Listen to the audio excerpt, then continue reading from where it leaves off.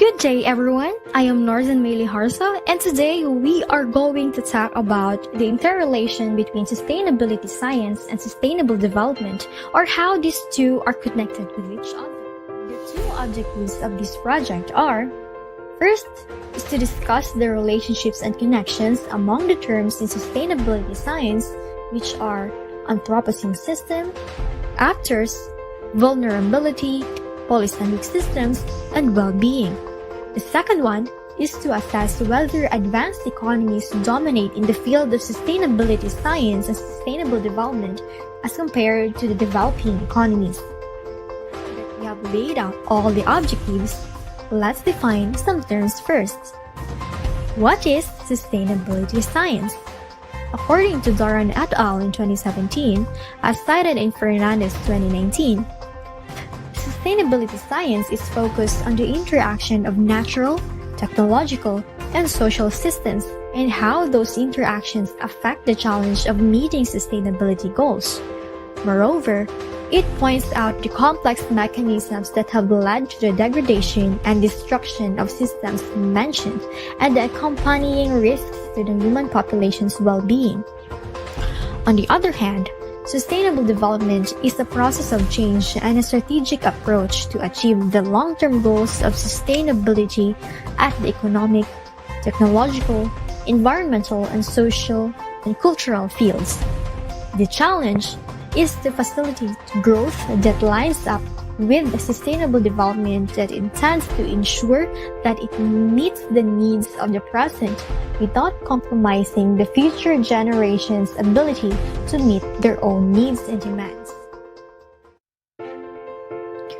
Delving more profoundly in sustainability science and sustainable development requires a deep understanding of the fundamental terms or concepts and their interrelation with each other. With that, let's proceed to the first objective, which is to discuss the relationships among sustainability science concepts, specifically Anthropocene system, actors, vulnerability, polycentric systems, and well-being. Throughout history, humans have tampered with the Earth's surface with their unsustainable and exorbitant actions and negligence towards the environment. For instance, agriculture and urban development have altered land cover, impacting biogeochemical, hydraulic, and biological processes. Mining and building have modified the ground surface shape, and industrial and agricultural activities have chemically altered soil and water. Moreover, dams and levees constructed for flood control, water supply, and hydroelectric power generation disrupt water sediment flow and alter ecosystem and human activities. According to United Nations, as the human population rises to over 10 billion people later this century, people's influences on landscapes are likely to increase, significantly impacting the environment. This means that the increasing population necessitates a greater use of natural resources. The human population's environmental effects and its resource use and disposal have risen to the point where the word Anthropocene systems or period arrives. According to Harley and Clark 2020, Anthropocene system is a term for what some call the Earth system or world system that better captures the increasingly global and intimate intertwining of nature and society. Since the pre-industrial period, particularly since the second half of the 20th century, human-caused environmental degradation and climate change have increased at a pace never seen before in history. What's alarming is that the Anthropocene's threats are becoming increasingly global in scope. Periods of abrupt ecological change, particularly those related to climate change, are expected to become more common, last longer, and have greater magnitude. Apparently, the decline in the environment's capacity to support societal growth increases human population's vulnerability to danger and threats in many places around the world. According to Harley and Clark in 2020, vulnerability is the likelihood that a particular subpopulation will lack or lose access to the resources they need to secure their well-being in the face of disruptions. To alleviate the most pressing changes in today's period, working on sustainable development and ensuring an adequate adaptation response is a significant leap towards reducing the population's vulnerability, most especially to climate change. With this, in the late 1980s, the Brundtland Commission called on humanity to pursue development that is balanced and sustainable to ensure that it meets the needs of the present without compromising the ability of future generations to meet their own needs, which signals a global response to the environmental crisis triggered by anthropogenic activities and the heightening of social inequalities and injustices, according to Fernandez 2019. Hence, there is a need to pursue sustainable development in response to Anthropocene's global threat brought by destructive human activities. Actors in this part will take the initiative to do so. According to Harley and Clark in 2020, actors are entities with the agency and ability to choose or decide. Political leaders and scientists alike face the task of understanding the interrelationships and interactions between environmental, economic, and social factors, and considering these factors when developing solutions. They should formulate more precise guidelines for orienting and evaluating environmental policies, considering the scope of the issues involved in sustainable development. Such efforts to attain a balanced and sustainable environment are vital for generating the new information needed for mitigation, environmental restoration, and social adaptation.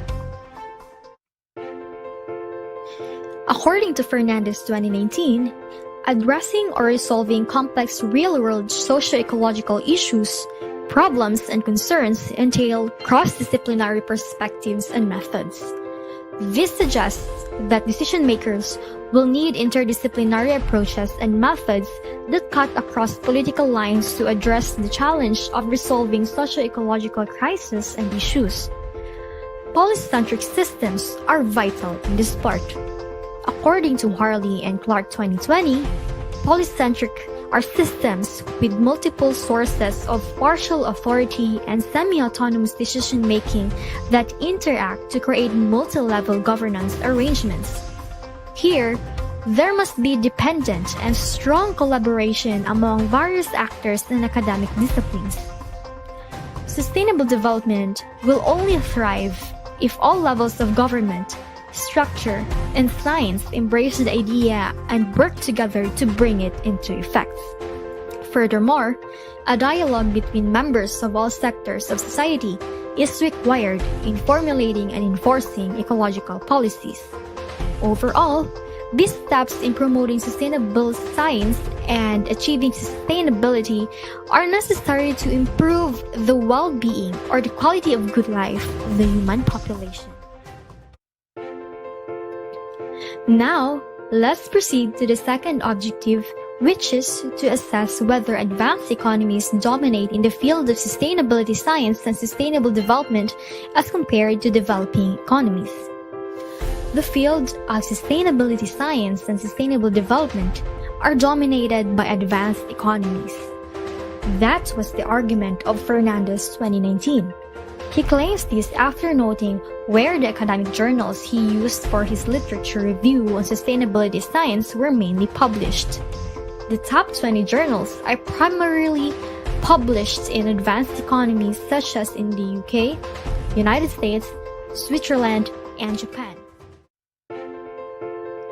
In support to the claim of Fernandez, Village 2017 in her report in World Economic Forum presents that many high-income economies lead in advancing and achieving sustainable development.